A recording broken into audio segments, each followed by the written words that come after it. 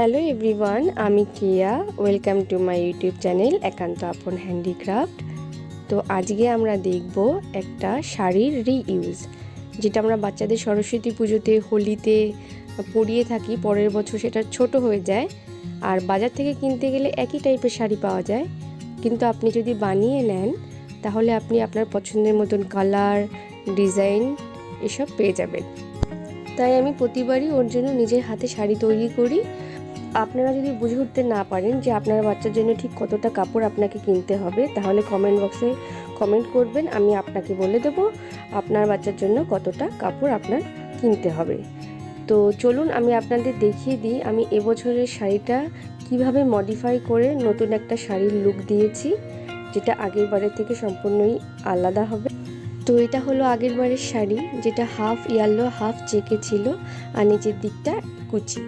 তো এইবার আমি সম্পূর্ণটা খুলে নেব, জয়েন্টগুলো খুলে নেব, কুচিগুলো খুলে নেব, তারপরে আমি আয়রন করে নেব।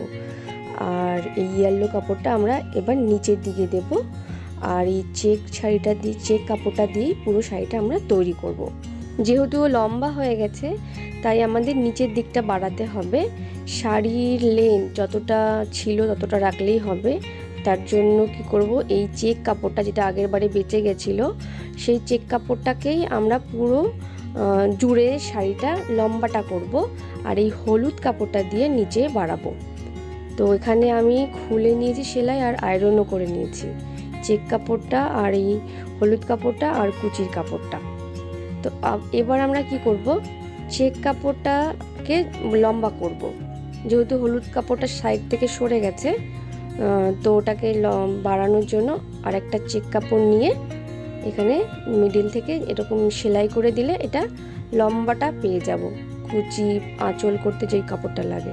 আর নিচে 1 বিঘা কম আছে, সেটা আমরা এই কাপড়টা থেকে কেটে নেব। তো এটা মিডিল থেকে 1 বিঘা করলাম, তাহলে এটা যখন সাইডে জুড়বো তখন পুরো চেক কাপড়ের সমান সমান কাপড় পেয়ে যাব। তো এটা কেটে নিলাম 1 বিঘা করে।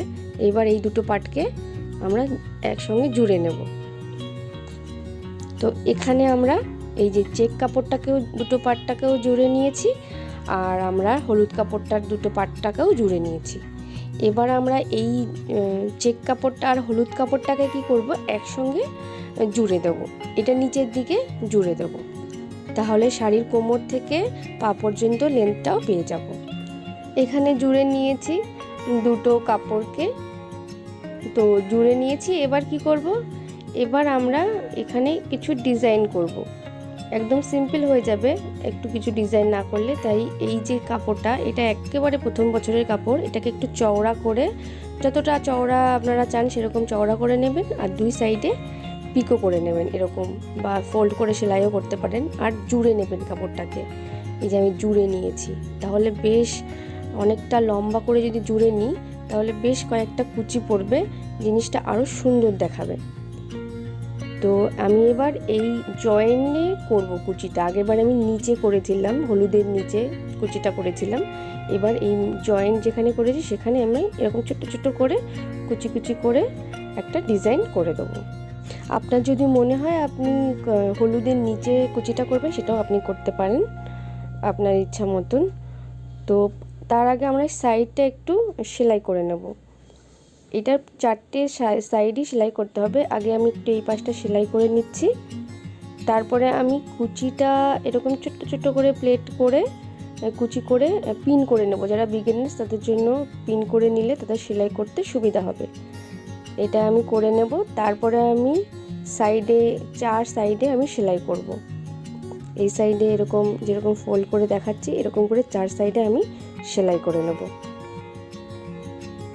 এটা করে নেব, আর এখানে কুচিটাও আমরা করে নেব। তো দেখুন আমি কুচিটাও সেলাই করে দিয়েছি, 4 সাইডেও সেলাই করে দিয়েছি। তো প্রায় আমাদের শাড়িটা রেডি হয়ে গেছে। এবার আরেকটু কাজ বাকি আছে, সেটা আমি আপনাদের দেখাচ্ছি। আমি একটা রেডি শাড়ি তৈরি করছি, কারণ আমি নর্মাল শাড়ি তৈরি করেছি আগে, তো সেটা পরাতেও আমার খুব অসুবিধা হয়, অত ধৈর্য নিয়ে ও দাঁড়াতে চায় না। তো এই জন্য আমি একটা রেডি শাড়ি তৈরি করছি, যেটা পরাতেও সুবিধা হবে আর খুলে যাওয়ার ভয় থাকবে না। তো আমি কুচিটা কোথায় পড়বে সেইটা মাপ নেওয়ার জন্য শাড়িটা একটু পরিয়ে দেখছি। তো তো পরিয়ে দেখার পরে আমি বুঝে গেলাম যে আমার কুচিটা এখানে হবে। আপনারাও বাচ্চাকে পরিয়ে দেখবেন কুচিটা সেলাই করার আগে। তো আর কুচিটা সেলাই করার আগে আগে আঁচলটা সেলাই করে নিতে হবে। তো আঁচলটা কতটা কাপড় রাখবো আগে সেটা দেখতে হবে, তারপরেই কুচিতে সেলাই দেবেন। যেহেতু এরা বাচ্চা, তো খুব বেশি বড় আঁচল এটা ক্যারি করতে পারবে না, তাই আঁচলটা আমি ছোট রেখেছি। আর কুচিতেও খুব বেশি প্লেট আমি করব না, তাহলে হেভি হয়ে যাবে, নড়তে অসুবিধা হবে। তাই আমি কুচিতেও 3 থেকে 4টেই প্লেট রাখবো। আমি 1.5 মিটার চেক কাপড়কে মিডিল থেকে ভাগ করে 3 মিটার করে নিয়েছিলাম। আপনার বাচ্চা যদি 4 বছরের বড় হয় তাহলে 2 মিটার কাপড় নেবেন, আরও বড় হলে আরও আধা মিটার কাপড় বেশি নেবেন। এইভাবে আপনি মাপটা করতে পারেন। তো দেখুন আমি এখানে রেডি করে ফেলেছি, আঁচলটাকে সেলাই করে নিয়েছি আর এখানে কুচিটাকেও আমি সেলাই করে নিয়েছি। তো আমি পরিয়ে দেখাচ্ছি এখানে আমার মডেলকে। আপনি আপনার বাচ্চার জন্য কতটা কাপড় নেবেন সেটা জানতে হলে আপনি আমাকে কমেন্ট করে যে আপনার বাচ্চার বয়স বলবেন, আমি আপনাকে বলে দেবো আপনার বাচ্চার জন্য কতটা কাপড় আপনাকে কিনতে হবে। দেখুন আমি কত সহজে ওকে শাড়িটা পরিয়ে দিচ্ছি আর ও বিরক্তও করছে না। এটাই যদি আমাকে পুরো কুচি দিতে হতো, আঁচলটা তৈরি করতে হতো, তাহলে ও ভীষণ অধৈর্য হয়ে যেত। তো এরকমভাবে শাড়িটা রেডি করুন আর আপনার বাচ্চাকে সহজেই আপনি পরিয়ে দিন। বাচ্চা খুলেও ফেলবে না, শাড়ির কুচি সরেও যাবে না। তাহলে আমাদের শাড়ি কমপ্লিট। আপনারাও আপনাদের বাচ্চার জন্য ঝটপট তৈরি করে ফেলুন শাড়ি। আর কোনো রকম কোয়েরিজ থাকলে আপনারা আমাকে অবশ্যই জানান, আমি আপনাদের কোশ্চেনের অ্যান্সার দেওয়ার অবশ্যই চেষ্টা করব। আর ভিডিওটি আশা করি ভালো লেগেছে। যদি ভালো লাগে তাহলে প্লিজ লাইক শেয়ার করবেন আর চ্যানেলটিকে অবশ্যই সাবস্ক্রাইব করবেন। আর অবশ্যই কমেন্ট করে জানাবেন আমাদের মডেলটিকে কেমন লাগছে শাড়িটি পরে। তো আপনাদের কমেন্টের আশায় রইলাম। ভিডিওটি লাস্ট পর্যন্ত দেখার জন্য অসংখ্য ধন্যবাদ।